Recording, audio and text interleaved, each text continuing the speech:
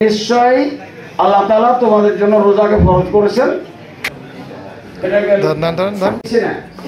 আমি অপরের হওয়ার ঠিক মতো আদায় করছি কিনা বলছেন যে তার থেকে তার গুনাহগুলোকে এমনভাবে দূরে করলাম, দূরে সরে গুনাহ মুক্ত হয়ে সে দুনিয়া আসে, এরকম নিষ্কলুষ সন্তানের মতো করে এবং লাইলাতুল কদর রাত্রি জাগরণ করে পরবর্তী গুনাহ কেমন মাফ করবেন ওলামা কেরাম ব্যাখ্যা দিয়েছে।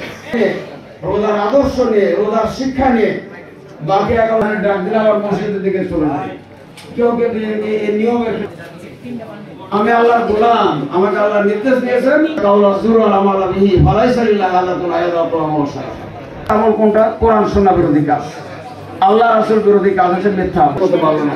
রাসূলুল্লাহ সাল্লাল্লাহু আলাইহি ওয়াসাল্লাম বলেছেন তার না খেয়ে থাকার কিছু লোক রোজা করে কিন্তু না খেয়ে থাকা ছাড়া, তার না খেয়ে ভুখা থাকা ছাড়া আর কোনো কিছু সে আল্লাহর কাছে পায় না। আমাদের পরিশ্রম ব্যর্থ হয়ে গেল, এটাকে আমরা কেউ চাই? কেউ চাই না। কয়েকদিন পরে আর 10-11 দিন পরে তুমি তো ছবি দিবে না, এত ছবি দিলে করছো কি? হবে না, জাতি তো আমাকে আপনাকে নিয়ে, আমাদের ভাগ্যের যদি পরিবর্তন হয় জাতির ভাগ্যের পরিবর্তন আছে। এই বাংলাদেশ জামাত ইসলামের রাহবার আমির জামাত মওলানা দেওয়া হয়েছে অন্যায়ভাবে। কোরআনের বাকি আল্লামা দেলোয়ার হোসেন সাইদিকে তাদের রক্তের বিনিময়ে বাংলার জমিনকে কোরআনের আলোকে উদ্ধার নিয়েছে। আল্লাহ মাহে রমজানের বরকতুল ওয়া সালামুন আলাল মুরসালিন।